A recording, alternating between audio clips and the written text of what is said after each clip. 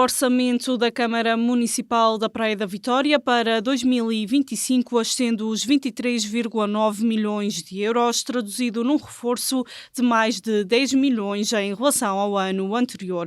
Foi aprovado e debatido na Assembleia Municipal, onde Vânia Ferreira destaca a retoma e maior autonomia financeira do município, com uma gestão orçamental sem recurso a empréstimos. Este reforço será essencial para garantir o futuro do nosso concelho, aproveitando ao máximo o novo quadro comunitário 2030, o PRR e os apoios da Grater. Este reflexo do aumento orçamental, comparativamente ao ano anterior, demonstra a capacidade de gestão que tem sido realizada nos últimos 3 anos, como também demonstra a capacidade de planear estrategicamente o futuro do concelho através dos financiamentos obtidos, considerando que o investimento próprio é escasso para libertar verbas destinadas a investimentos de maior envergadura, pois não nos esqueçamos que ao longo de 16 anos hipotecaram o futuro do concelho, colocando em causa a saúde financeira de todo o grupo municipal. Mas para superarmos estes 16 anos de engenharias, cá estamos nós para apresentar o 4º e último orçamento deste mandato, sem esquecer os principais desafios e prioridades orçamentais que a autarquia deve trabalhar diariamente para melhorar aos poucos a qualidade de vida dos munícipes, mas das empresas também e das entidades sem fins lucrativos. Passando aos dados orçamentais, expomos que na receita corrente o orçamento atingirá um montante de 13,9 milhões de euros, enquanto na receita de capital atingirá um montante de cerca de 10 milhões de euros, ou seja, um valor superior ao ano de 2024. Já na despesa corrente está previsto atingir 12 milhões de euros, enquanto a despesa de capital fixa-se nos 11,9 milhões de euros. Naquela que é a maior fatia da receita deste orçamento, as receitas provenientes do Orçamento de Estado, irão totalizar os 10,4 milhões de euros e contribuem em 43,4 para a receita total. Alerte que ainda não está refletido o aumento das transferências do Orçamento de Estado que o Governo da República aprovou no final do mês de novembro. Este orçamento estava aprovado em reunião de Câmara, ou seja, quando trabalhamos este documento entre setembro e novembro, ainda não tinha sido aprovado esse reforço proveniente do Orçamento de Estado e, como é habitual, esse reforço será incluído na nossa primeira alteração orçamental de 2025. Quando o PS, um executivo onde não estava, nunca estive, nem estava sequer, estava longe de entrar nestas coisas, entrou na Câmara Municipal, eram 17 milhões de euros. Mais à volta de 3 milhões que não estavam complementadas, já à volta de 20 milhões. A senhora recebeu 34, à volta de 14. Em 10 anos houve um investimento de 14 milhões. Houve, sim, senhor. Que ainda hoje está a pagar algum dos 20 milhões. E fez a construção da Avenida Marginal, a requalificação do Paúlo, quer em Paúlo como estava com as máquinas de lavar e os carros, tinha que ser feito ou não tinha que ser feito. Isto era uma vila, passou a cidade. E era preciso que ela fosse efetivamente uma cidade. O edifício Beira-Mar, as novas escolas de Fontinhas e Fonte Bastardo, a requalificação da Casa das Pias, os pavões municipais, a rede de creche, a implementação de vários programas sociais. Tudo isto em 16 anos, com a crise financeira de 2008, com as cheias de Água-Alva, com o downsizing da base, alguém ia deixar aquelas pessoas para trás?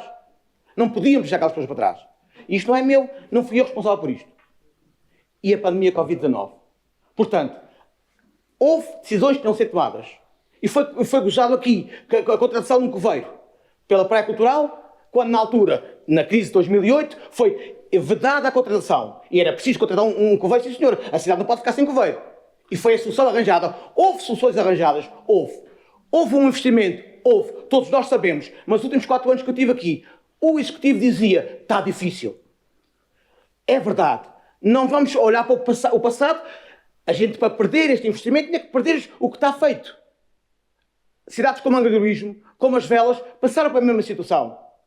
Investiram muito, pagaram, foram pagando e estão seguras neste momento. É o que se pede à Sra. Presidente. Estamos a dizer isto no município. Para 2025, o orçamento contempla vários investimentos no concelho. Há também um recurso e aproveitamento de apoios dos fundos comunitários. A aprovação da candidatura da empreitada de requalificação da Escola da Vila Nova contempla uma das maiores intervenções, neste caso cofinanciada em 85% pelos fundos comunitários. Um orçamento votado contra pelo Partido Socialista e também também com algumas abstenções, com os motivos explicados pelos deputados municipais. Dos investimentos a realizar pela autarquia, destaca o valor inscrito nas habitações, que representa 37,78% das despesas com a aquisição de bens de capital, tendo particular relevância nesta rúbrica a estratégia local de habitação, assim como os investimentos a realizar no âmbito do P2030, como é o caso da aquisição de material de proteção civil e a gestão integrada de riscos e a criação do Centro de Alojamento Temporário e de Emergência num investimento total de 1,84 milhões de euros.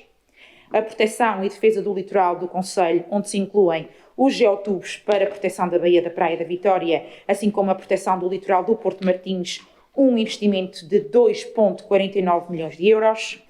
A conservação da natureza, biodiversidade e património natural, onde se inclui a requalificação do Paúl do Belo Jardim, Paúl da Pedreira, Centro de Interpretação Ambiental, o Moinho das Quatro Ribeiras, investimentos superiores a 260 mil euros. A adaptação às alterações climáticas, onde se inclui maquinaria de apoio a limpezas de ribeiras, intervenções em zonas identificadas como críticas, em caso de intempérie, como é o caso do Largo da Batalha, das Funduras, a Ribeira de Santo Antão, a Ribeira do Belo Jardim, Ribeira e Rua do Cavaco, Canada das Covas, Ribeira dos Lagos, Rua da Gorjita, Rua Padre Abílio Moraes, Canada da Bezerra, Largo da Escola da Casa da Ribeira, betonagem na Rua do Coxo, IPH na Rua Nova nas Fontinhas, muro de proteção à estrada da Circunvalação, tudo isso investimentos superiores a 387 mil euros. O Parque Empresarial das Lajes, com um investimento previsto de 2,6 milhões de euros. A requalificação das infraestruturas da Escola da Vila Nova, num montante de 287 mil euros. Além dos investimentos do PRR e do quadro 2030, destaque também o projeto da valorização da Baía da Praia da Vitória, através da Gratermar, o projeto Âncora, num montante de 220 mil euros. Todos estes investimentos elencados são financiados, uns financiados a 85% e outros a 100%.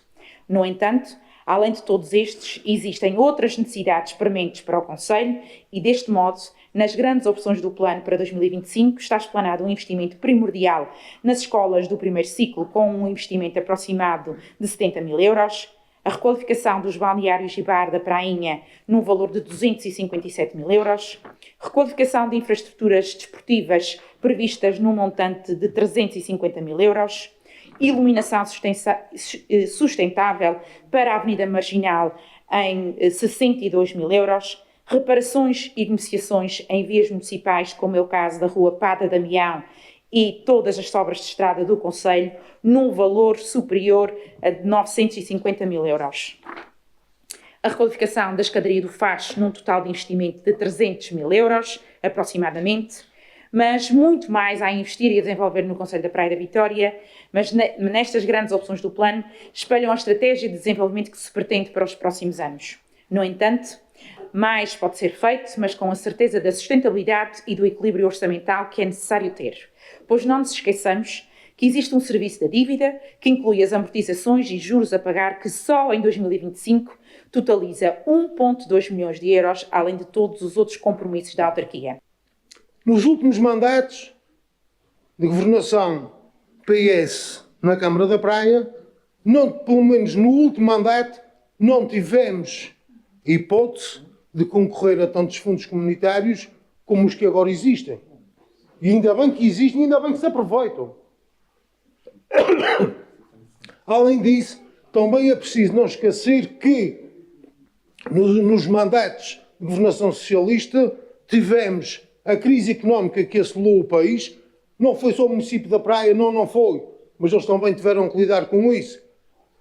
Apanharam as enxurradas de água alva, que foi outra situação que não estava prevista e à qual tiveram que fazer face.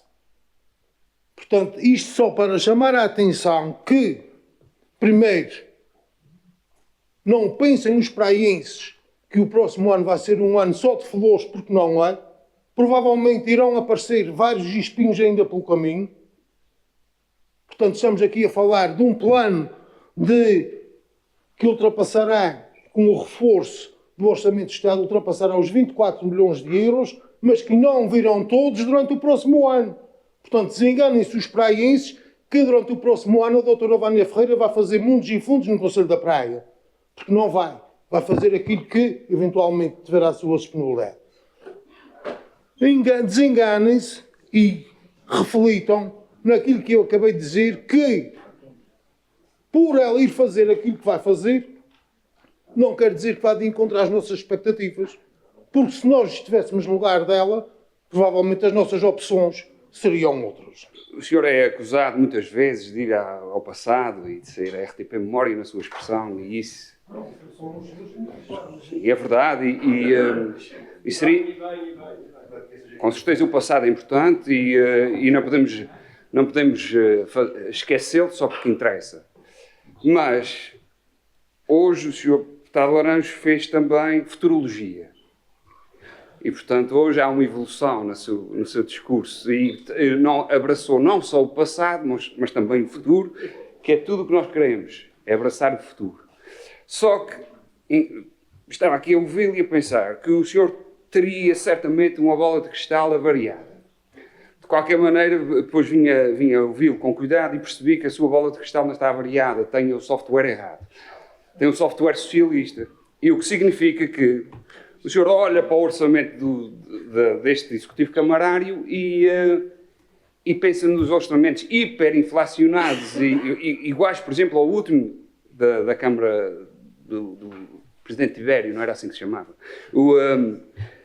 Um hiper-orçamento que não era para cumprir, evidentemente. Portanto, o que o senhor deputado aqui diz é assim: andámos aqui durante 3 anos a dizer à senhora Presidente Vânia Ferreira que ela não tinha plano, que não aproveitava as oportunidades, que não aproveitava os quadros, não ia buscar dinheiro onde era possível ir.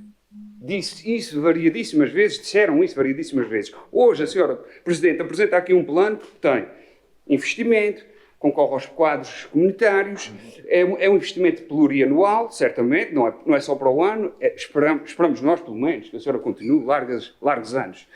E, portanto, o que nós esperamos é que esse tipo de concursos, de planeamento, se cumpra, porque este Executivo continue.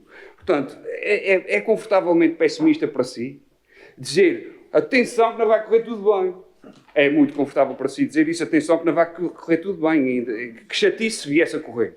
Portanto, o que nós esperamos é que se olhe para o futuro com otimismo e que não se diga à senhora Presidente sempre que ela está sempre entalada. Portanto, se ela não faz é porque não fez, agora prevê fazer é uma grande chatice, não vai conseguir. Portanto, senhor deputado, o que lhe pedia era, bem da futurologia, que atualizasse a sua bola de cristal. Dizer-lhe que, efetivamente, nós temos um ano muito desafiante e que, sendo um ano eleitoral acompanhado de uma abertura de quadro, foi uma coincidência, mas obviamente que nós não podemos perder estas oportunidades. Portanto, ninguém está aqui a tentar passar a mensagem de que vai fazer tudo, até porque já houve alguém da sua bancada que disse que não fizemos nada, o que também me parece que não corresponde à verdade. Até porque hoje, com uma candidatura aprovada, já mostra o quanto houve empenhamento de nossa parte. Portanto, temos noção de que muito há a fazer e mesmo com todas as dificuldades financeiras que temos tido ao longo destes anos, orgulhosamente podemos dizer que muito tem sido corrigido a bem dos municípios da Praia da Vitória. Finalmente este ano conseguiram arranjar aqui, e muito bem, não temos nada a opor em relação a isso, porque queremos o bem do concelho, pôr aqui medidas que possam melhorar o concelho e que vão trazer de certeza benefícios para os praienses. Em conclusão, relativamente ao orçamento num global, eu diria que, e peço que não me vão interpretar mal, se interpretarem muito bem, eu diria que seria um orçamento de jeitozinho.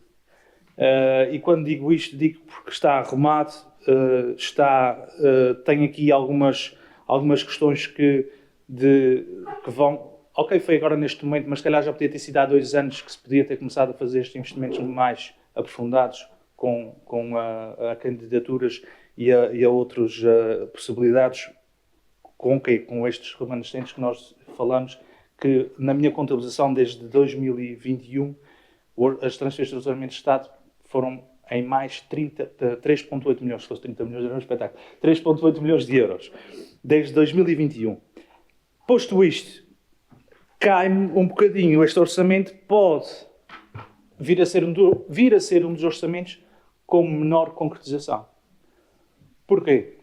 Se nós formos pegar nos valores todos que nós temos aqui de investimento, e não estou a pôr isso em causa, está tudo certo, o investimento tem que ser feito, tudo bem, é esse o caminho que estão a pretender, ok, da nossa parte, achamos que havia coisas que também eram importantes e que poderiam estar aqui consideradas, mas é preciso ter atenção que pode ser um orçamento em que vai ter uma taxa muito baixa de concretização.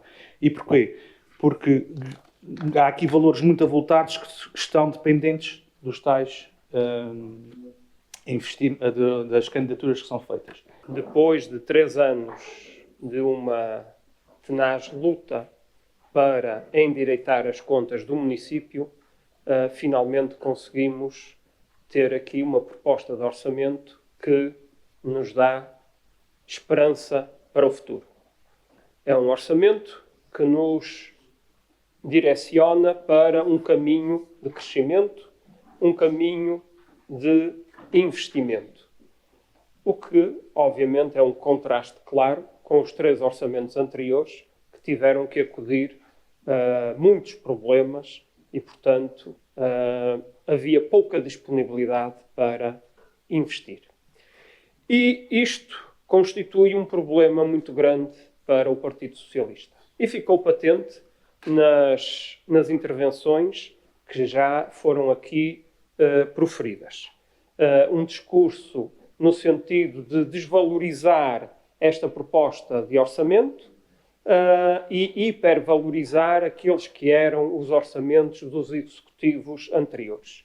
O que o Partido Socialista fez e apresentou no passado é que era bom, e agora o que quer que este executivo possa apresentar não é relevante, não tem importância e é até para enganar as pessoas. Porque o que está no orçamento não é para ser executado este ano, é para ser ir sendo executado ao longo dos próximos anos e, portanto, estes valores não vão ser executados e isto é tudo só mesmo para enganar e para fazer de conta e tal e não sei o quê. Bom, os orçamentos sempre foram uma projeção daquilo que é possível executar.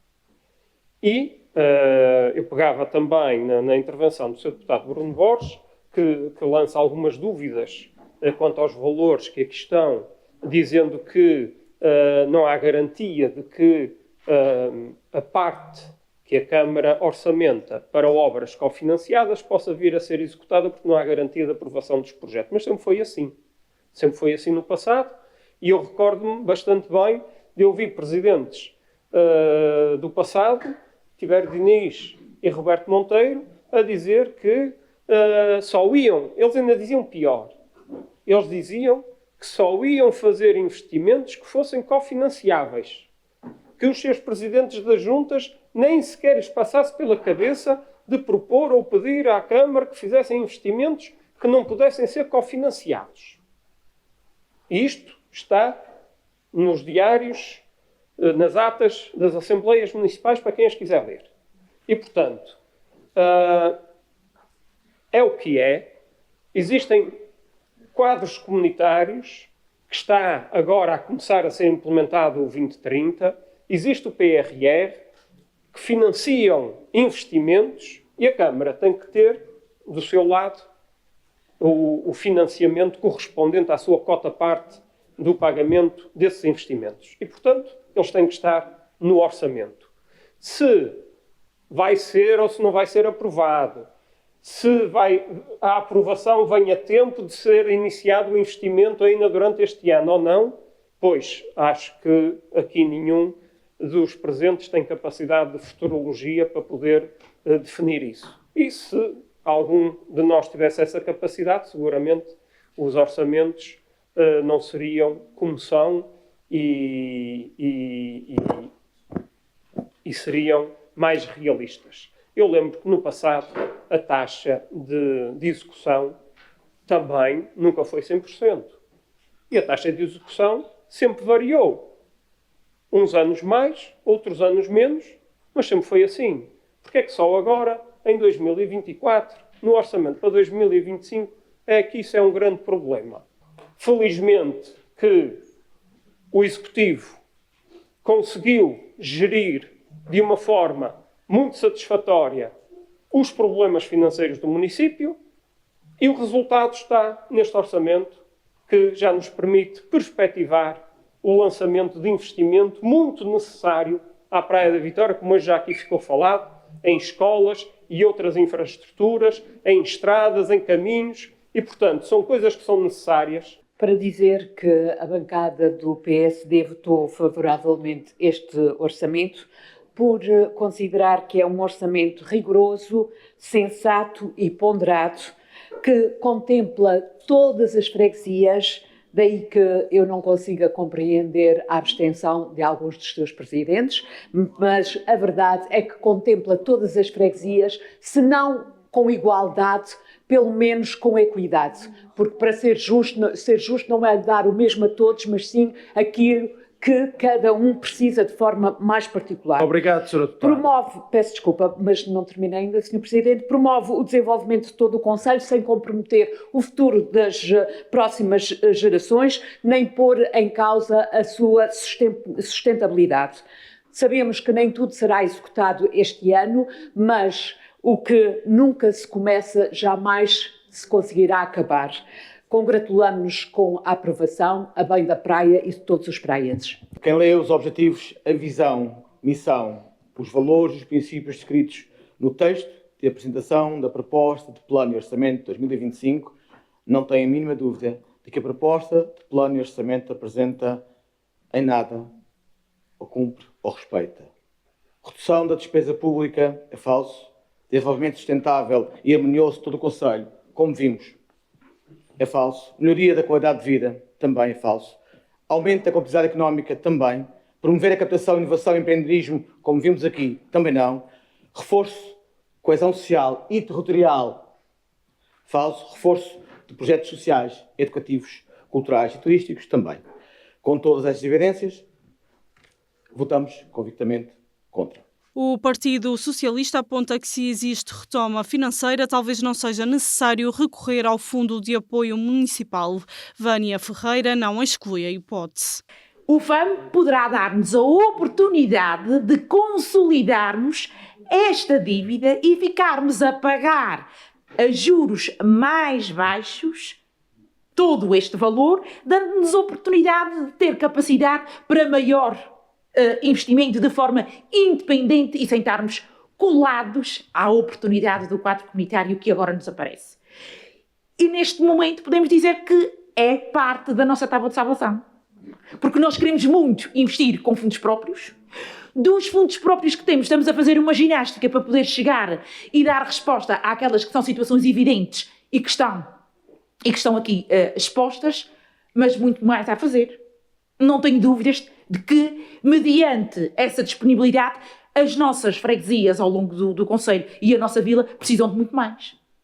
Portanto, se nós tivermos essa oportunidade e o caminho está a ser feito no sentido de podermos ter os vistos do Tribunal de Contas para termos tudo organizado, e era expectável que ao final deste ano pudéssemos tê-lo, facto que ainda não aconteceu porque não temos a totalidade dos vistos do Tribunal de Contas, são situações muito complexas que não foram geradas em 3 anos. Portanto, nós não estamos a conseguir deslindar em 3 anos aquilo que foi feito em 16. E por isso, o Tribunal de Contas ainda não nos visou todos os empréstimos que deverão ser internalizados no município. A par disso, não perdemos absolutamente nada em fazer uma consulta ao Fundo de Apoio Municipal e expormos a nossa situação perante uma negociação que há de ser aberta e há de ser transposta num momento como este, numa negociação saudável e democrática, para que nós possamos não perder uma oportunidade, porque estando nós no ranking dos municípios mais endividados, mal será se nós perdermos a oportunidade de recorrer ao Fundo de Apoio Municipal. Portanto, o Fundo de Apoio Municipal não é um bicho-papão. Pode sim ser um benefício para o município poder melhorar ainda mais a sua situação e ganhar mais autonomia. O Executivo aponta a descida dos prazos de pagamento a fornecedores e uma gestão rigorosa que também permite medidas que beneficiam as famílias e instituições, como a descida da taxa máxima do IRS, o reforço dos apoios no Regulamento Cooperar e Desenvolver e a isenção da tarifa de resíduos para o associativismo local.